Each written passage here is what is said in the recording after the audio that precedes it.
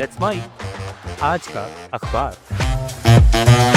आज का अखबार में आज हम बात करेंगे मिडिल ईस्ट के युद्ध विराम की असल कहानी की, जहां दोनों पक्ष जीत का दावा कर रहे हैं, लेकिन सच कुछ और हो सकता है। साथ ही समझेंगे उत्तर कोरिया की सत्ता की हकीकत, दुनिया में बढ़ती आर्थिक असमानता का खतरा और भारत में चुनावी प्रक्रिया पर उठते सवाल। तो चलिए शुरू करते हैं आज का अखबार। नमस्कार, लेट्स माइक में आपका स्वागत है। मैं हूं राखी जैन। अल जजीरा में प्रकाशित लेख, Iran US both claim victory but did they actually concede ground. इसमें ईरान और अमेरिका के बीच चल रहे युद्ध और हालिया युद्ध विराम को समझाने की कोशिश की गई है। लेख कहता है दोनों पक्ष खुद को जीतने वाला बता रहे हैं।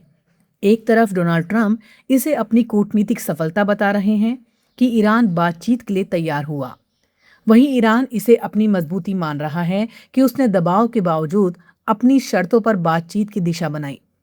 लेकिन असल सवाल यह है, क्या सच में कोई जीता है या दोनों को कुछ ना कुछ झुकना पड़ा है। लेख के मुताबिक 2 हफ्ते के युद्ध विराम पर सहमति दोनों तरफ से एक तरह की मजबूरी भी है। ईरान, जो पहले बातचीत से इनकार कर रहा था, अब वार्ता के लिए तैयार हुआ है। यह उसका एक बड़ा बदलाव है। वहीं अमेरिका, जो पहले ईरान से पूरी तरह झुकने की मांग कर रहा था, अब कई मुद्दों पर नरम पड़ता दिख रहा है, जैसे कि स्ट्रेट ऑफ हॉर्मुज पर ईरान का नियंत्रण बरकरार रहना और उसके मिसाइल प्रोग्राम पर फिलहाल ज्यादा जोर ना देना। लेख ये भी बताता है कि दोनों देशों की मांगों में अभी भी बड़ा अंतर है। अमेरिका चाहता है कि ईरान अपना परमाणु कार्यक्रम पूरी तरह खत्म करे, जबकि ईरान चाहता है कि उस पर लगे सभी प्रतिबंध हटें और उसकी परमाणु गतिविधियों की मान्यता मिले। इसके अलावा ईरान की ये मांग भी है कि अमेरिका मध्य पूर्व से अपनी सेना हटा ले। ये एक ऐसा मुद्दा है जिस पर समझौता होना मुश्किल दिखता है।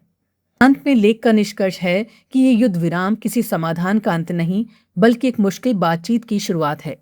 दोनों देशों ने कुछ कदम पीछे जरूर लिए हैं, लेकिन असली टकराव के मुद्दे अब भी जस के तस हैं। इसलिए आने वाली वार्ताएं तय करेंगी कि ये जीत असल में शांति में बदलती है या फिर टकराव का एक और दौर शुरू होता है। द गार्जियन में प्रकाशित संपादकीय north Korea and the KIMS, whoever's at the helm, the resume serves only itself. इसमें उत्तर कोरिया की सत्ता व्यवस्था और किम परिवार की राजनीति को समझाने की कोशिश की गई है। लेख कहता है कि भले ही किम जोंग उन की बेटी किम जू ए को भविष्य के नेता के तौर पर पेश किया जा रहा हो, लेकिन इससे किसी बड़े बदलाव की उम्मीद नहीं करनी चाहिए। ये ज्यादा एक प्रतीकात्मक कदम है जो सत्ता की निरंतरता दिखाने और किम परिवार के प्रभाव को बनाए रखने के लिए किया जा रहा है। संपादकीय समझाता है कि उत्तर कोरिया भले ही खुद को कम्युनिस्ट देश कहता है, लेकिन असल में ये एक वंशवादी शासन बन चुका है, जहां सत्ता पीढ़ी दर पीढ़ी एक ही परिवार में चलती है। किम उल संग से शुरू हुआ ये सिलसिला आज भी उसी ढांचे पर टिका है, जिसमें सिर्फ किम परिवार ही नहीं, बल्कि उससे जुड़े खास लोगों को एक पूरा नेटवर्क सत्ता और संसाधनों पर काबिज है। इसलिए चाहे अगला नेता कोई भी हो, व्यवस्था का मूल चरित्र बदलने वाला नहीं है। लेख ये भी बताता है कि किम जे ए को सामने लाने के पीछे कई वजह हो सकती हैं, जैसे किम जोंग उन की छवि को नरम दिखाना, दुनिया का ध्यान खींचना या भविष्य में किसी और उत्तराधिकारी के लिए जमीन तैयार करना। लेकिन असल मुद्दा यह है कि आम लोगों की हालत लगातार खराब बनी हुई है। गरीबी, कुपोषण और दमन आज भी जारी है और लोगों के पास इस व्यवस्था को चुनौती देने का कोई रास्ता नहीं है। अंत में संपादकीय साफ कहता है कि एक किशोरी को आगे लाने से उत्तर कोरिया की जनता की जिंदगी में कोई बदलाव नहीं आने वाला। ये सिर्फ उसी पुराने सिस्टम को मजबूत करने की कोशिश है जिसमें सत्ता अपने हित में काम करती है, ना कि जनता के लिए। द न्यूयॉर्क टाइम्स से प्रकाशित लेख, we are witnessing the rise of a new aristocracy. इसमें आज की दुनिया में बढ़ती आर्थिक असमानता को लेकर एक गंभीर चेतावनी दी गई है। लेख कहता है कि अमीर और गरीब के बीच की खाई अब सिर्फ बढ़ नहीं रही, बल्कि एक नई अभिजात्य वर्ग यानी नई तरह की अमीरों की जमात तैयार हो रही है, जिसके पास सिर्फ पैसा ही नहीं बल्कि राजनीति और फैसलों पर भी असर डालने की ताकत है।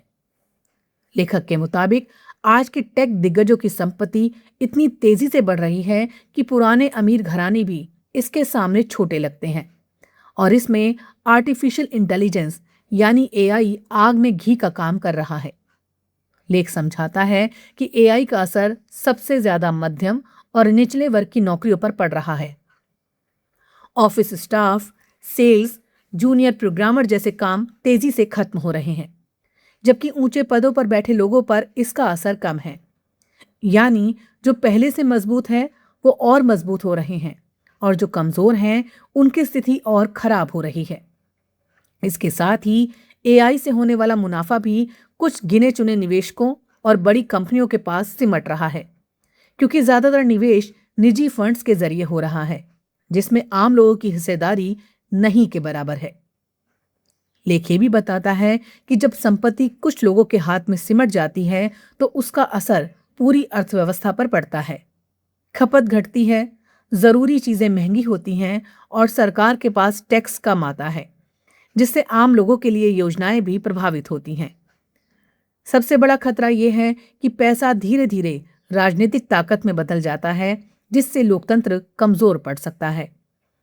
अंत में लेख साफ तौर पर कहता है ये स्थिति तय नहीं है।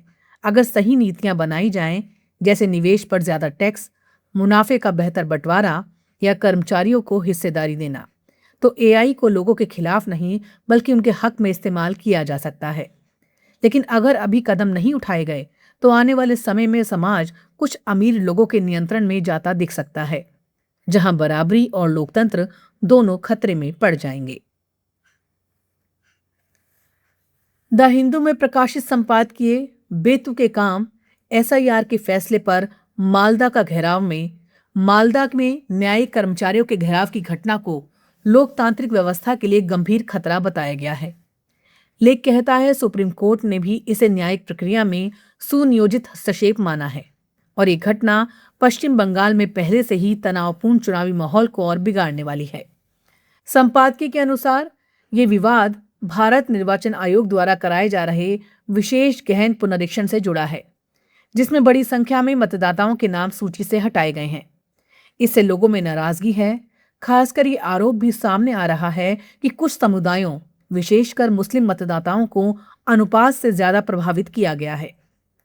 लेख ये भी बताता है कि पश्चिम बंगाल में चुनावी हिंसा कोई नई बात नहीं है, बल्कि ये लंबे समय से चली आ रही राजनीतिक प्रतिस्पर्धा और इलाके के वर्चस्व की राजनीति का हिस्सा रही है। पहले वाम मोर्चा और अब तृणमूल कांग्रेस और भारतीय जनता पार्टी के बीच मुकाबले ने इस हिंसा को और नया रूप दे दिया है। संपादकीय का मुख्य संदेश ये है कि मतदाता सूची में गड़बड़ियों और प्रशासनिक खामियों के कारण पैदा हुआ आक्रोश समझ में आता है, लेकिन न्यायिक अधिकारियों का घेराव जैसे गैर कानूनी कदम लोकतंत्र को नुकसान पहुंचाते हैं। सरकार, चुनाव आयोग और अदालत तीनों को मिलकर पारदर्शी और निष्पक्ष प्रक्रिया सुनिश्चित करनी चाहिए और राजनीतिक दलों को भी बयानबाजी और तनाव बढ़ाने से बचना चाहिए। आज का अखबार में फिलहाल इतना ही। जुड़े रहिए लेट्स माइक के साथ। नमस्कार। आप सुन रहे थे let's mic more than radio. Follow कीजिए हमें हमारे सोशल मीडिया प्लेटफॉर्म्स पर। It's time for news. It's time for More Than Radio. Presenting the first radio news app, Let's Mic. Let's Mic, a news-based app on your phone where you get to watch and listen news, talk shows, interviews, radio show podcasts. On Let's Mic, you get all relevant information of TV, print, radio, podcast, and digital. Let's Mic talks about every segment of life.